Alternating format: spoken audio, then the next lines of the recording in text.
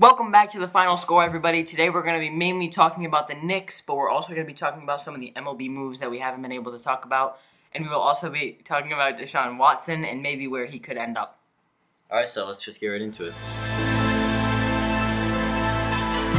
Starting off with the MLB, a move that happened last week that we haven't gotten time to talk about is Francisco Lindor. He's added to a Mets team that has already had a lot of moves this offseason, not only with their management, but with their players.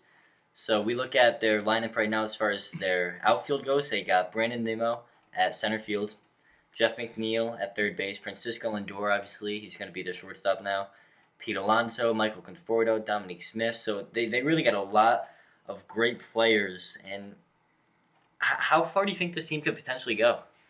I mean, they also have a really good rotation with Jacob deGrom, Marcus Stroman, so I think you could see some sort of move from the Mets that's much, much better than they were the past few years. But Francisco Lindor is going to be a huge help to them, man. I mean, they really needed somebody like him, so I think that you can see, I don't know. I don't really know what you can see from them, but I think you can see a lot of improvement. Do you see a playoff run maybe? I think they can definitely make the playoffs, and I think maybe they could win maybe the first round. But I don't know. A lot of people are going to be talking about them because you look at their team, you just went through a couple of their pitchers. They've got deGrom, who's one of the best in the league, and they've got some star-studded players. So I'm really interested because I think this team has the talent to do something, but we'll see how the players mesh together. I'm not really sure. I'm not super high in the Mets, but they've got a lot of talent to make a change. I agree. So why don't we go over staying in New York? We'll go over to the Yankees, a move that they recently made was re-signing DJ LeMahieu, and then they recently just signed Corey Kluber last night. So how are you feeling about these moves?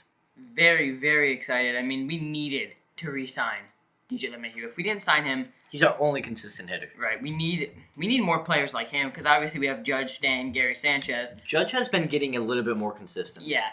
But people like Gary Sanchez, I'm not even going to... Never mind. Take his name out. He can't even hit home runs.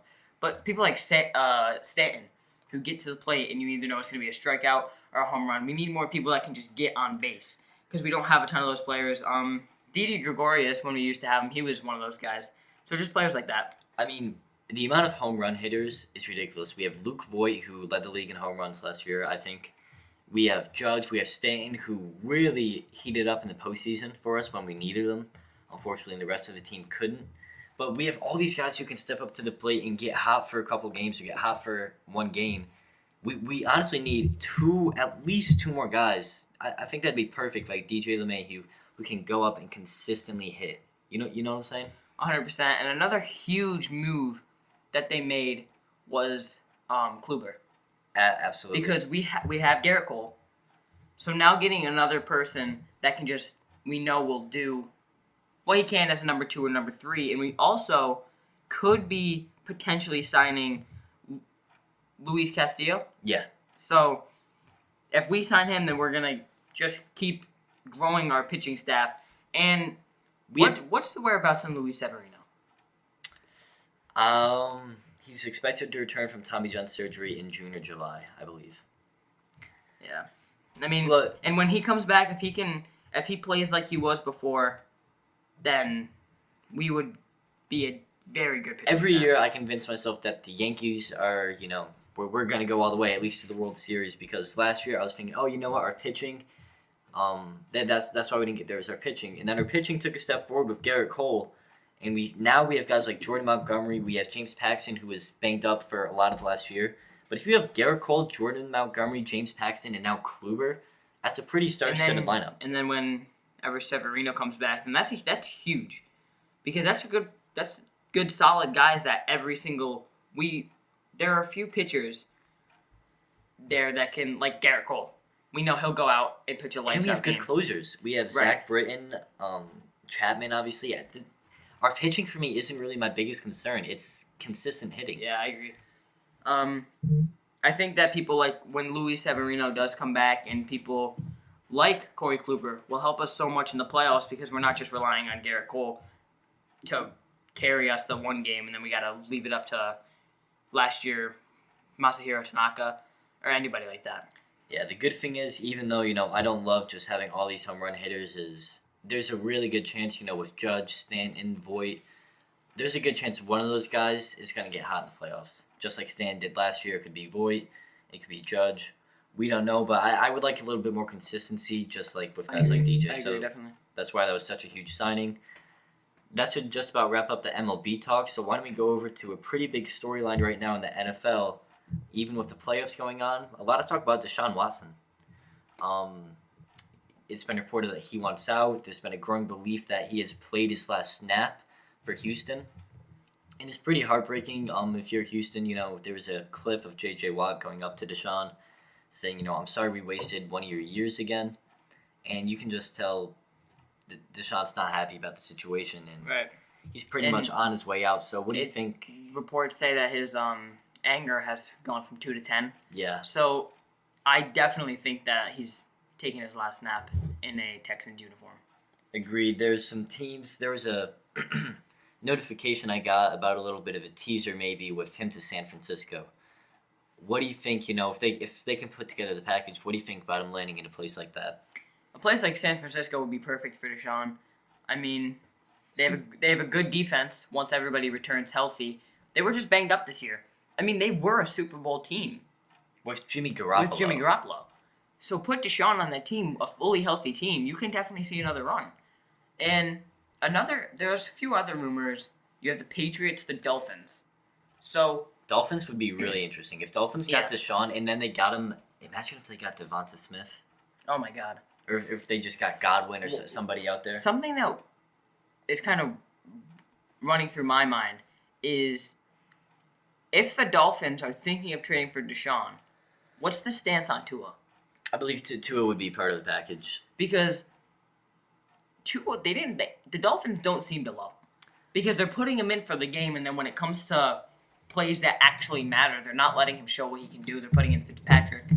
So there's an expectation in the NFL and as long as in the NBA, to just go out there and produce. If a rookie doesn't look like Luka Doncic, people are like getting concerned that he's not putting out instant production. And Tua didn't really put out instant production.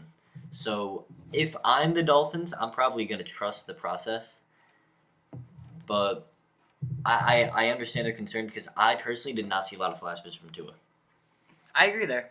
Yeah, I mean, I think that, especially when it is someone like Deshaun, it's definitely worth taking a shot at. Oh, yeah. I'd do the trade if I'm Miami. Right, yeah. But it's also pretty early because they're going to have to give up more than Tua. I mean, yeah, for sure. It's pretty early to give up on him. But a couple other landing spots, you mentioned the Patriots. Belichick could definitely maneuver his way to get a package around for him. That would be pretty dangerous, of Deshaun in New England, although they would need to get him some weapons stat because Edelman and Jacoby Myers and N'Keal Harry is not going to cut it. Right, yeah. I mean, they got Bill Belichick, so that would help, obviously, Deshaun a lot, but quarterbacks can only do you so good. You need look at Lamar. Don't like Lamar. I don't think he can throw the ball well. I think he proved that when he threw the pick, but we're not going to talk about that. He needs a wide receiver core. Agreed. Because I 100% agree with you. Do I think that that'll make Lamar top 5 quarterback in the league? No, I do not. But wide receivers and just Julian Edelman and Jacoby Myers, that won't cut it. Deshaun needs pieces. So now this isn't being talked about as much. But what if he went to the Saints? That would be ridiculous because you have Deshaun with weapons out there. Obviously the most notable is Michael Thomas as far as his receivers go. But what if Thomas isn't open? Oh, well, there's Kamara on a little slip screen. Right. And before you know it, he's in the end zone. If Deshaun ended up in New Orleans, that would be dangerous. 100%. But the place I want to see him go, personally, is Indianapolis. Because I think if he went there, they're a Super Bowl team. I mean, they already have a great defense. Jonathan Taylor is proving what he can do.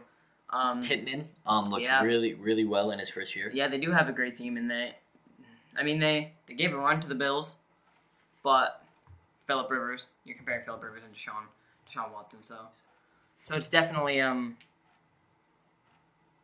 Super Bowl contender if they get him. And one of the other spots that's been talked about that I think is honestly I think the two most likely spots are San Fran and I think Chicago. Because there was rumors that if Trubisky couldn't put together a long postseason run, which he didn't, he got out in the first round, that he would be gone. So I think if you put Deshaun Watson in a team like Chicago with a fantastic defense, and then you're giving him weapons, if they re-signed Robinson, I mean, that would really, that'd be scary. Any team Deshaun goes on is going to be scary for the most part. The least attractive, I would say, is New England, and the most attractive would be New Orleans, but he's going to have a lot of people going after him. I agree. I mean, a lot of the contending teams, it seems, all have a pretty good team. They're just missing that quarterback. You look at the Patriots. You're looking at the Dolphins, a great defensive team. The Niners, a great defensive team. The Colts, a great defensive team. The Saints, a good defensive team. So you're looking at all these teams. I think anyone you put Deshaun Watson on, they're a contender. I feel like, personally, San Fran is going to make the play. That's where I predict he will land. I agree. I think they just have the guts to put the deal That would together. also be super scary. Because he has Kittle, Brandon Ayuk, Deebo Samuel. Brandon Ayuk is so good. And they've got no matter who's in that backfield, it could be Jeff Wilson Jr. They always make somebody going work. off. They always make somebody work. And they have a Super Bowl defense. Yeah, I mean, the Niners you could definitely see them being a Super Bowl contender next year. Absolutely. They fell short to the Chiefs, but that could have been changed by that one throw that Jimmy Garoppolo missed to Sanders. Yeah. So, yeah, that any team Deshaun goes on would be scary, but I think if you put him on the Niners, the Saints, or the Colts, those would be the three best teams. Yeah, I'm really looking forward to finding out where he ends up.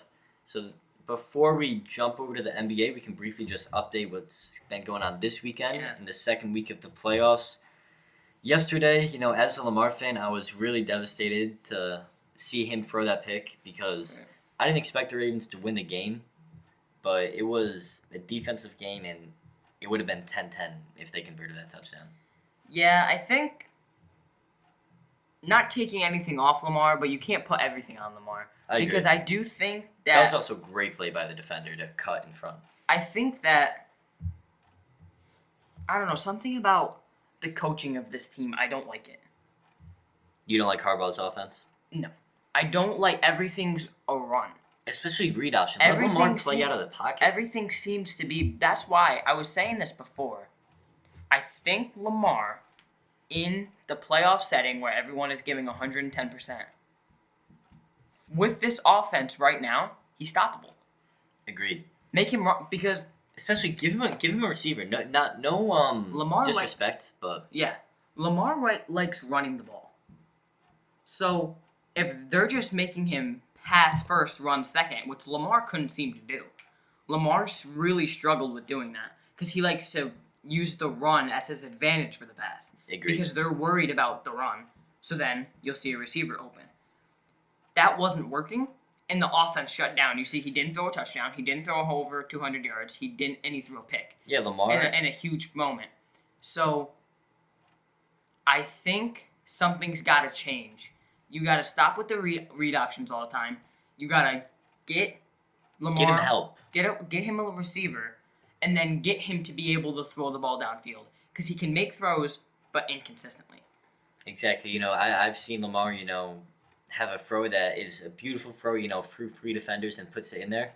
Then he's Mark Andrews across the middle of the field on a tight end attack play, and he misses him.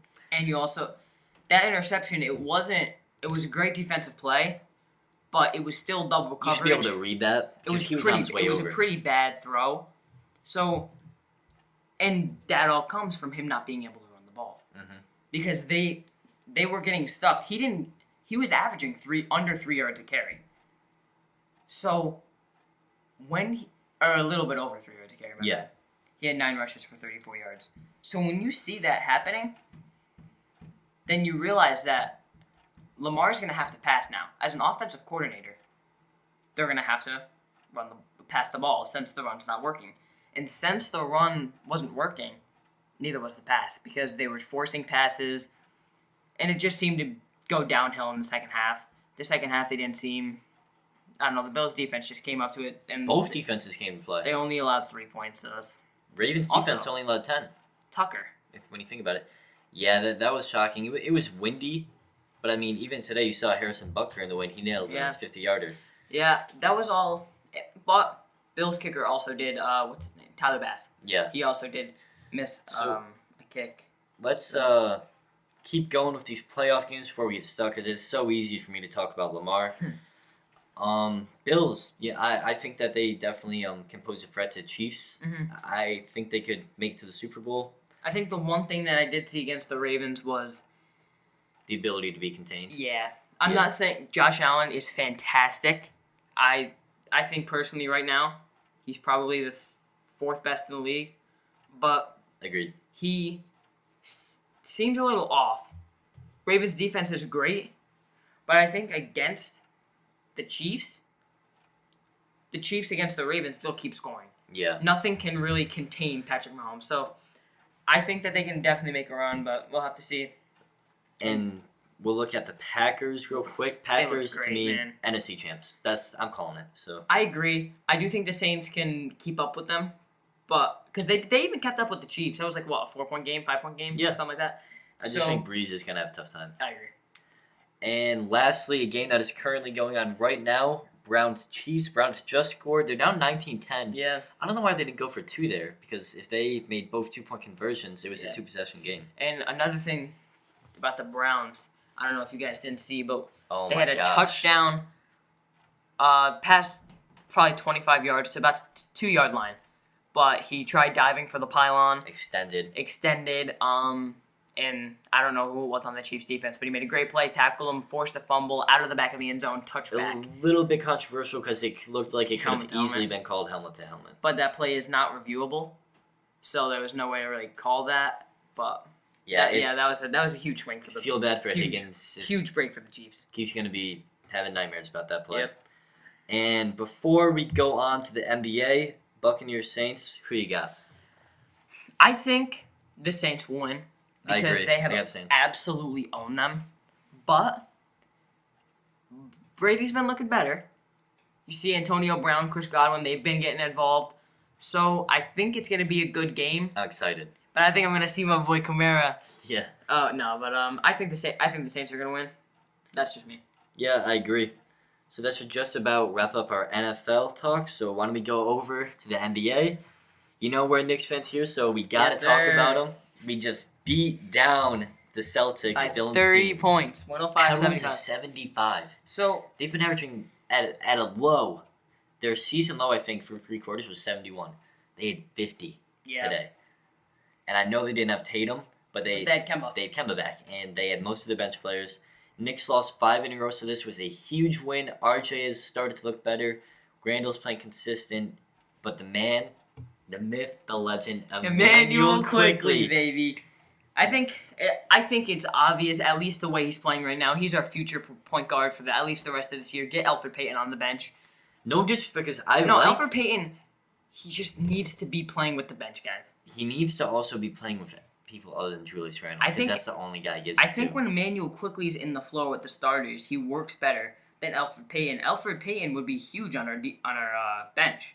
Oh, yeah. But I mean, you look at our plus minuses, and Aren't you- almost every single game, Emmanuel Quickly has such a big plus minus. He has plus 20. And just to take you through that plus minus, because that's a good point, here's the starting lineup. Randall, plus 29. Barrett, plus 32. Bullock, plus 36. Rob, 28. And Peyton, 15. Right. And Quickly had 20, which was by far the highest off the bench. So I think it's pretty clear Tibbs that has got to start quickly. at least give him a shot at it, because Peyton has been he's been a little inefficient. Quickly went 7 for 12 and got 17 points, whereas Peyton had 3 for 9 with 9 points. So I think he would be able to bring a good spark to our bench, but I don't think I think Emmanuel Quickly's just plain and simple playing better than him. And I don't think, you could say, oh, well, Thibodeau wants to win now. He doesn't want to do a full youth movement. Well, the matter of the fact is that we are in a youth movement, and Emmanuel Quickly will help you. He's helping you to win now, more so than Peyton. And it's not like he just works with the bench guys. He's working with the starters, Him and RJ work well together, him and Julius, him and Mitch. And that's what you need, because finally, we're still dealing with injuries, but I was so excited for today's one. Yeah, I mean, everybody looked pretty good. I mean, Obi had 12 on 5 for 8 from shooting, 2 for 4 from 3. His shot looked way better than it did in that first game. RJ had 19 and 11 and 3 assists to go along with it. Mitch had 8 points, 7 boards. 2 blocks. 2 blocks, yep, and 3 assists. Reggie had 11. Julius had 20 and 12. So everyone's just putting up the numbers they need to for success. And it's clear that Thibodeau, everybody knew, he was going to make our defense better. He was going to make us hustle. He was going to make us work hard. And giving an 8-3 team 75 points, that's pretty good defense. So I think I'm liking what I saw in today's game. Hoping we were the 5 seed early on there. You know, I know we're only an 8th or a 7th, whatever way through the season, but you know, Knicks have exceeded expectations because even though we got off to such a hot start and we did lose 5 straight there, we've definitely bounced back today. We're 6-8. Tomorrow's Martin Luther King Day, so there's a lot of NBA games going on, and they're going to be playing the Magic at noon, which Magic have dealt with injuries.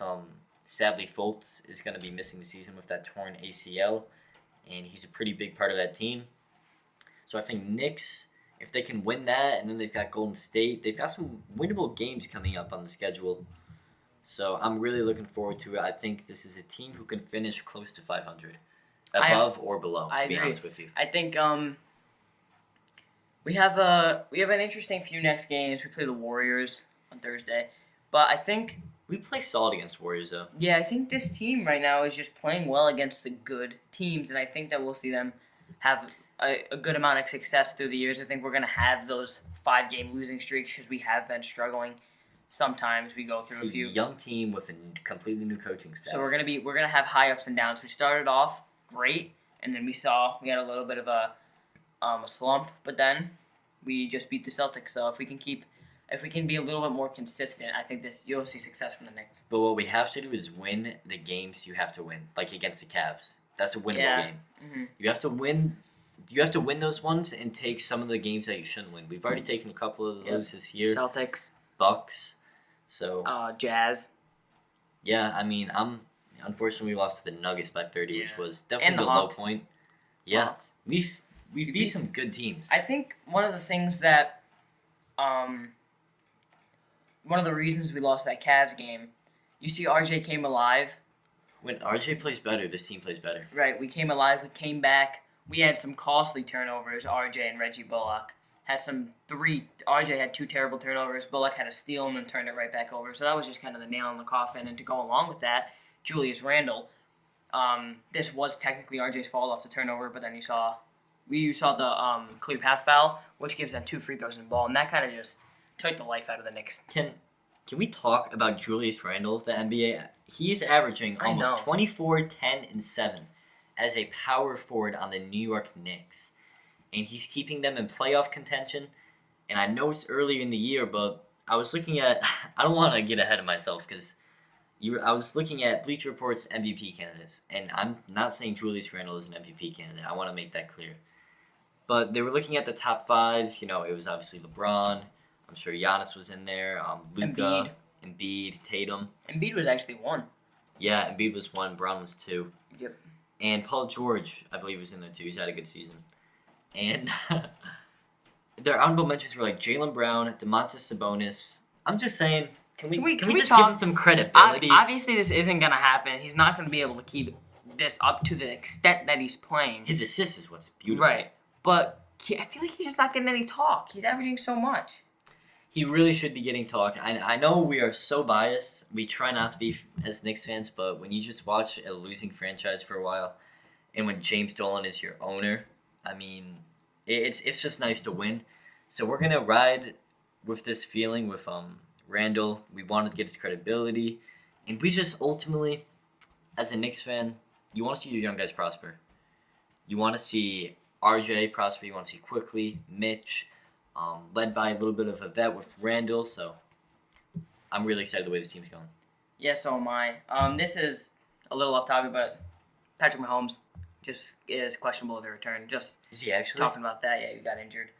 That's why you were saying. I was confused. So yeah, but yeah, I think the Knicks are gonna they're going to be that up and down team. You're going to see some sparks of showing really, really just great gameplay.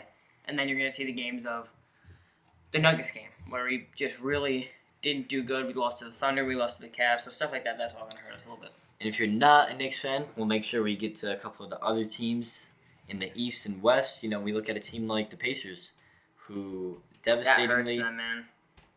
Yeah, fortunately, though, that trade, no matter, you can look at who won, who lost, whatever. Safety cares the bird's life. Absolutely. So that trade was a very good thing for him. So we're devastated to hear that, but happy that they were able to find that, because that's very scary. But we look at the Pacers. They're in the free spot right now with Sabonis playing out of his mind, Brogdon playing really great. It's funny because Miles Turner is kind of the guy who they thought was going to be the guy, and here you look and it's Sabonis. Yeah, Sabonis has just been incredible for someone that, I don't know, just someone that's consistent, man. He just shoots the three. I remember...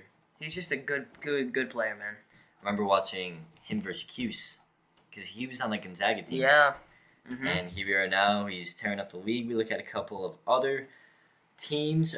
The Sixers, like you were saying, Embiid was number one in the MVP conversation right now. They're 9-5. They're 9-5. They did just lose to the Grizzlies in Ja's first game back. One team I want to touch on. The Brooklyn Nets. I mean, what do you say? I mean, obviously you got Harden just now. They looked good. They came out here. Harden dropped a 30-point triple-double. Harden would do that on any team you dropped him, and he would drop a 30-point triple-double. So I look past that. You got Kevin Durant dropping 40, who is KD. Yeah, but they only won by 7 to the Magic. And you see, I was watching my brother's Anthony on the podcast. He's a Nets fan, so I was watching that game with him, and you just see a little bit of a lot of Joe Harris. A lot of players like that, players like Joe Harris, Jeff Green. I don't know how, and those guys are huge for the team. But I don't. When there's only one basketball, exactly. And these guys have some of the highest usage rates in the game. I don't see how it's gonna work. We had this talk on the podcast the other day. Unfortunately, Jayden couldn't be with us for that podcast, but we talked about Kyrie, because for me, I'm not really worried about Harden a ton. I am worried about the way he'll adapt his game a little bit, I'm more concerned about Kyrie. I'm worried about Harden and Kyrie. Agree. Yeah, I think that's KD and what Kyrie. I'm trying to say here, I agree. I think that there's one basketball, and I don't see how it's gonna all work out. We talk about Harden's on the court problems. We talk about Kyrie's off the court problems, and Kyrie's got on the court problems too, because he just runs that ISO. And when you have Joe Harris on the left wing, Kevin Durant trying to create in the mid-range. You have Harden right there looking for the ISO. You have, DeAndre Jordan in the paint. Yeah, you look at all that and say, oh my gosh, they have all those weapons. But there could easily be teams, because there can be guys who might not be getting their opportunity. Right. I think Anthony said something like he thinks those guys will all average over 25. All of them. Oh, yeah. Which is crazy, because that's 75 points for 3 players. The thing is we were talking about there's one basketball. Harden, in the press conference, that he's going to sacrifice, and he didn't look like Harden until the second half. He was passing way too much. By that, I mean he was giving up looks. He kind of just wanted to prove he can pass the ball. But then in the second half, he looked like Harden again. He looked like that ISO ball, the step-back threes. And don't get me wrong, he still played great. But I don't see how another star is going to add into that lineup. The upside is ridiculous. You have upside is a final. You have 2 MVPs and an all-star starter. So when you're looking at this, it's hard to really say it's not going to work, because they're all getting paid a ton of money to make it work. But you have 3 people that are way more effective with the ball in their hands. The defense is going to suffer dramatically. I mean, that defensive team, Kevin Durant is not a great defender. He's long and lanky, so he can block shots. Harden, he showed signs of a good defender, but he's lazy. Yeah. So, in Kyrie is just below an average defender. So I don't know how they're gonna do, but we're gonna have to wait and see. They have incredible talent and incredible upside. Absolutely, the LeBron's got his upside work cut out for him. It's the talent right there. Yeah, that RDC video with Yeah. the 36. That was awesome. Is there any other teams that you wanted to touch on before we wrap things up? Since they're losing right now, the Mavericks, because with Luka, he was my dark horse MVP. I agree. He was also my MVP. He was actually not really my dark horse. He was my leading candidate MVP. Yeah, and yeah, it is a little shocking. What's their record right now? Let me check. 'Cause They they're are also losing right now. the number 6 in the West right now at 6-5. So it's early in the year. Teams have been going through some struggles, but that is shocking to me. I thought they were gonna come out firing. Do you see Luka's stat line right now? No. There's 3 minutes left in the fourth quarter. They're down 15. Luka has 34, 16, and 15. That's incredible. And yeah, that's one thing that worries me a little bit about the Mavericks because And Kristaps has got 20. yeah, they don't have too much outside of that. They definitely need another star, and you can say, oh, they got KP, but I'm looking at this team, and Luka is your MVP, not only of that team, but he could be MVP of the league. I don't know how well Kristaps can fill that role of being the next man up. I agree. What the heck was that? So, yeah, I am worried. I do think this team needs another star to compete for a title. I agree, definitely. So that should about wrap things up for this podcast. A lot of this was just New York sports podcast Yeah. talking about the Mets, Yankees, Knicks. Speaking of Mets, soon we will be having an ex-Met, TJ Rivera. So Yep, we're really excited to have him on. We can't wait. That'll be coming up. But for now, wrapping this up, this has been Final Score.